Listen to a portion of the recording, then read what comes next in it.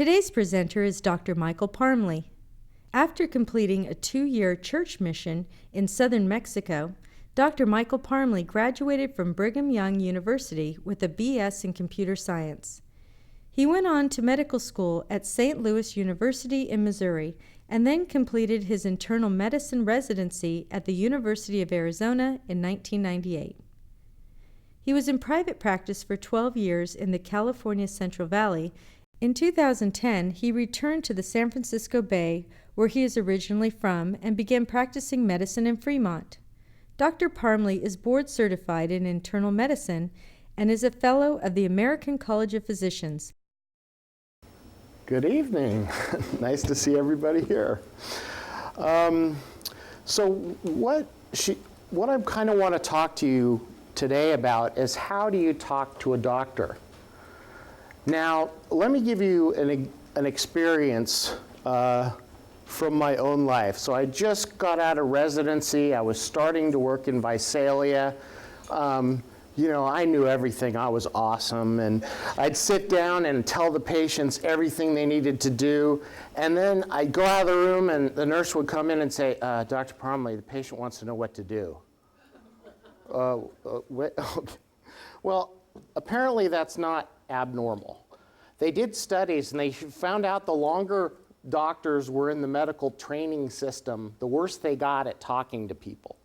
They don't know why. Is it the stress? Is it all the hours? Is it the patient load, the learning, whatever?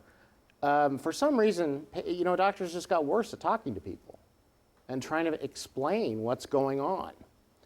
And they did a study where they looked at orthopedists. It was like 700 orthopedists. And they asked them, how well do you think you tell these things to the patients? How well do you think you educate them? And 75% of them thought they were awesome. Yeah, the patient knows everything I wanted them to know.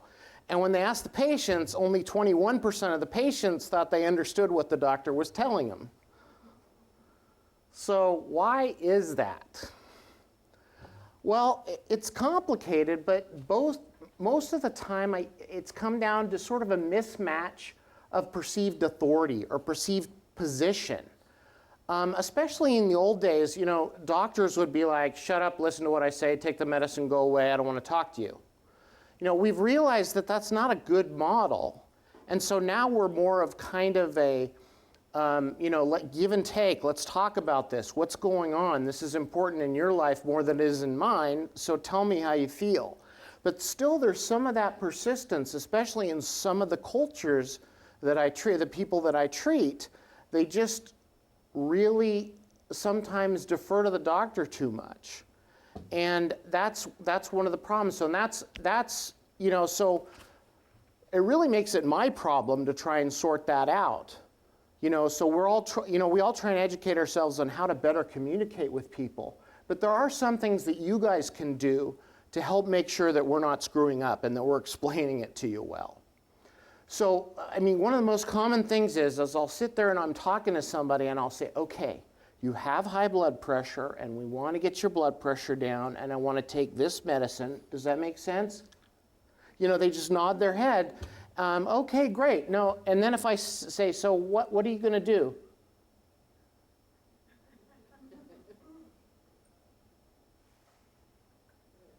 I don't know. You know, and so that's why we have to sit down, you know, and so fortunately there's been a lot of training and things for healthcare providers to try and get better at communicating, because that's not really part of the core curriculum, or it didn't used to be. It sort of is now, but before it was just, you know, hearts and livers and other things. But now it's also, hey, the patient. The patient's not a collection of a heart, a liver, a stomach, and everything. The patient is a person. So you have to figure out, how can you talk to this person? Well, first of all, you have to be a person, so they try and make it more humane in the training. Hopefully that'll help too. So these are the kind of things that I tell people to do, and they're fairly common sense, but sometimes you have to plan ahead to do them. One of the things that I recommend is make a list. Now, I mean, everybody's probably heard that before. Make a list of your questions. But there's a couple of things about those questions you need to know. First of all, one time, seriously, a guy came in with the old fan fold papers and went, okay, doctor, and I'm like, whoa, you know, it looked like it was 20 pages that fell down. That's not going to happen in 15, 20, 30 minutes. So you should put them in order of importance and really focus on 3 or 4 questions that you really want answered, that you really think is important. Of course, it's also important. Some people don't want to know. Now, I find that a little disheartening because, you know, when I ask people, so who's in charge of your health care? And if they say, you are, doctor, I'm like, really? No, you are. I'm here to help you. But you're in charge of your health care. So it's disheartening when people come in and say, I don't know what medicine's on. I'm on the blue pill and the white pill, and it's doing okay. And it's important that people try to do it. Now, sometimes people don't have the capacity for that, and that's a different issue. They're just, you know, they have a lot of medical problems, and so they need help, and that's what we'll come to in a second. But the first thing is focus the questions. Think about it. What do I really want to know? What are the top 3 or 4 things? Sometimes that is not enough. Sometimes you really do have 20 things that are just really important. Occasionally, we'll have to reschedule, or you could ask for more time. And sometimes some doctors have more flexibility in their schedule where they can schedule at a spot and give you more time. And you can sit down and go over those things. I know one doctor, a gastroenterologist, schedules his patients who really have a ton of stuff to go over at the end of the day. And then they'll just sit and try and answer all the questions.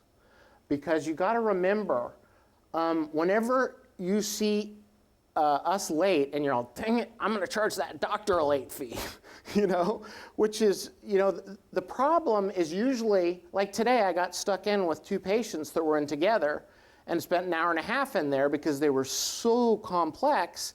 And the next patient, of course, was angry and upset that I was late. So I'm stuck with, who am I going to get mad at me?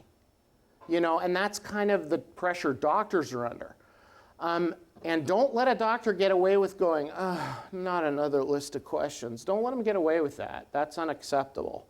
They did a study and they found that if patients listen to doctors, it adds up to maybe 90 seconds on a visit. That's nothing. You know, if you just listen and ask your questions and try and communicate and understand each other, then, you know, you can get your questions answered. Now, sometimes what I'll say is, patient, I like people to tell me at the beginning if they have if they have questions too, and I think you should let your doctor know, because they're trying to budget a lot of things in their mind. They're trying to budget the time that they have to spend with you. Then if you have a medical problem or like diabetes that you have to go over, they're thinking, well, let's see, how much time do I have? I need to go over, you know, how are their sugars? What labs have they been done? Are their feet okay? Have they seen their eye doctor? Do they need refills? You know, you have to think about all these things. And then at the end, you know, some people, then you'll get the, oh, by the way, questions. And it's been shown that the by the way questions get ignored. But the by the way questions are almost always the most important to the patient, the person that's asking. You know, they just never felt that the time was right to bring it up with the doctor. I have an example of that. I did a full physical on a guy. And it's hilarious because I asked questions like, are you chest pain? No. Shortness of breath? No. Everything's fine. Did the whole thing. Hey, you look great. Oh, by the way, doctor, at work, I work on a warehouse, and every time I walk across the warehouse, I get shortness of breath and my chest feels like it's being squeezed. I'm all, what? You know, so we're already 5 minutes over, and I'm like, okay, I guess we can't give this up. You know, if the guy said, oh, my head itches, we maybe said reschedule, but, you know, and 3 days later, the guy had a bypass surgery. You know, so again, that's why I think it's important to bring those things up and let the doctor know you're going to ask a few questions at the end. If you try and ask him 20 questions, first of all, he's going to race through them. He may not be able to concentrate on them, but you're not going to get anything out of it either. Like I said, there's no problem with coming back to see him later. I just hope your copay's not too high. I know that's always a problem. But anyway, so questions. Ask the doctor. Most of us are happy to do it. We may not even get that you don't get it. That's part of the problem. If you're just going like this, or people are going like this, we're like, oh, we're so smart. We explained everything, and the person is just, may not understand. And don't be embarrassed to ask dumb questions. You should see doctors when they go into, you can tell the difference between medical students and real doctors when they go into a lecture, like a cardiology lecture, an advanced lecture. The medical students are like this. They don't ask any questions because they're embarrassed to show that they don't know anything. And the rest of us are like, wait, that EKG doesn't make sense. Wait, what is that? I don't get that. Because we want to figure it out. We ask dumb questions, like the cardiologist would think we're asking dumb questions. He's probably like going, oh my gosh, how'd this guy get through medical school? But I mean, the point is, everybody's at different levels, and don't be afraid to ask. So that's one of my other, one of the other things is ask, ask, ask. If you don't get it, don't leave it there. Don't leave until you understand what's going on. If you don't get it, you haven't had a good medical visit. If this guy may be the best oncologist in the world or the best cardiologist in the world, but if you don't understand what's going on, it wasn't an appropriate visit. Ask, wait, doctor, I don't understand. What do you mean by this medicine? Or what do you mean by heart failure? That sounds terrible. Am I going to die? What does it mean? I mean, seriously, I use congestive heart failure all the time. And so to me, that's like, oh, it's a condition where the heart can't keep up with the demands of the body. Patients hear heart failure and they think they're going to die, which sounds reasonable. Heart failure. Heart fails, something bad happens, I think. I don't know. I played hooky that day in medical school, so But that's the problem, is our level of understanding certain topics.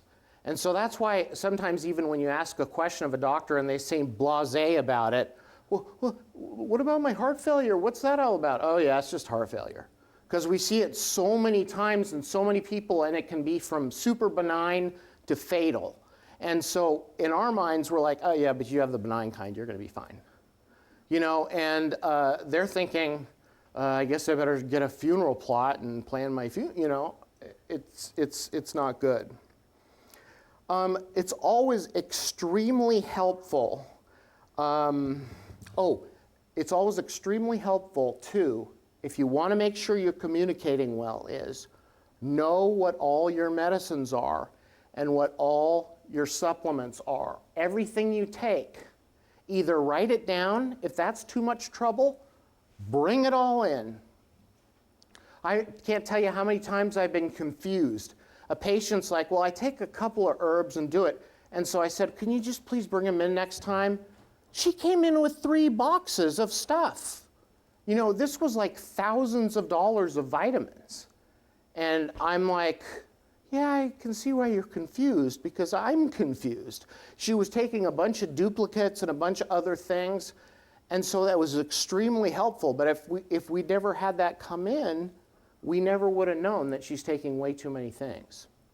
So one way to do it, if you can just keep a list of your medications.